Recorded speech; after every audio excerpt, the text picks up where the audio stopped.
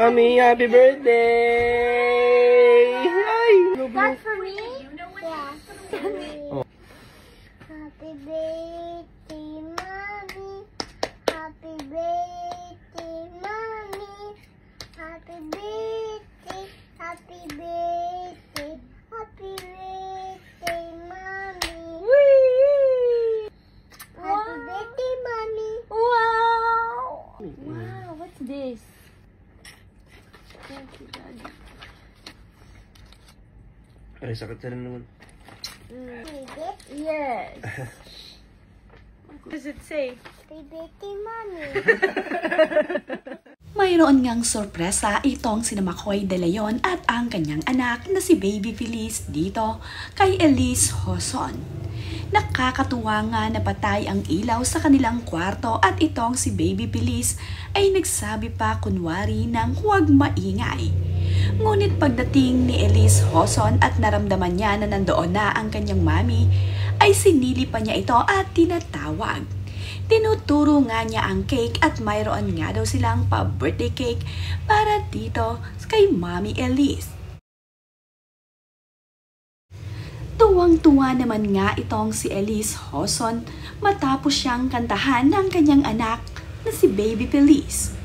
Agad naman siyang hinalikan ni Feliz matapos itong kumanta, ganoon din itong si Daddy Makoy. Naiyak naman nga itong si Elise Joson matapos niyang mabasa ang sulat na ibinigay ni Baby Feliz mula dito kay Daddy Makoy. Bigla na nga lamang pumatak ang mga luha sa kanyang mga mata.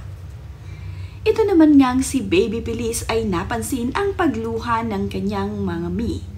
Napatingin na lamang ito sa kanya at tinitignan ito habang pinapahiran ang luha sa mga mata nito.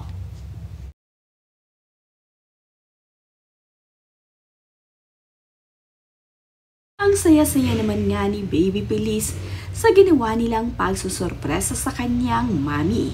Ito naman ngang si Daddy Makoy ay tila nga mayroong lagnat dahil mayroon pa nga itong cool fever sa kanyang noo. Thankful naman itong si Mami Elise sa ginawa ni Daddy Makoy at Baby Feliz para sa kanyang birthday. Binahagi din ni Elise Joson sa kanyang social media ang napakasayang bakasyon nila sa Japan. Doon na rin nila isinelebrate ang birthday niya.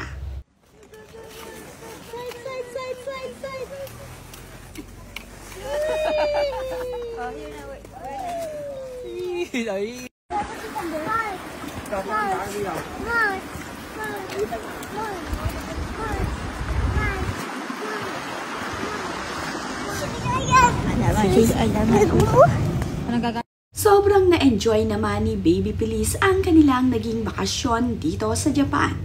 Kitang-kita nga sa mga video at larawang ibinabahagi ni Elise Joson sa kanyang social media na talaga namang napakasaya ng kanilang bakasyon, lalong-lalo na nga itong si Feliz.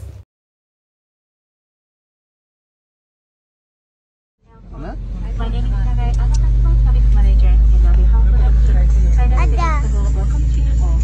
Our guest today is Yukawa enjoy the series of the Akada. Welcome to Manila Soy Aqua Airport. Ito nga ang first time ng De Leon family na makapunta sa Japan. Ito rin ang kanilang first family out of the country. Nilibot nila ang ilang mga naggagandahang lugar dito sa Japan.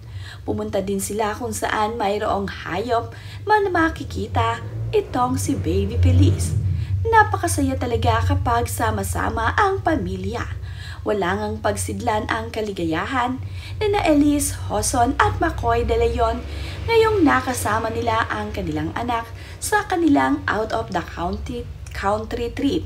Ito nga ang kanilang first time as family na makapunta sa malayong lugar.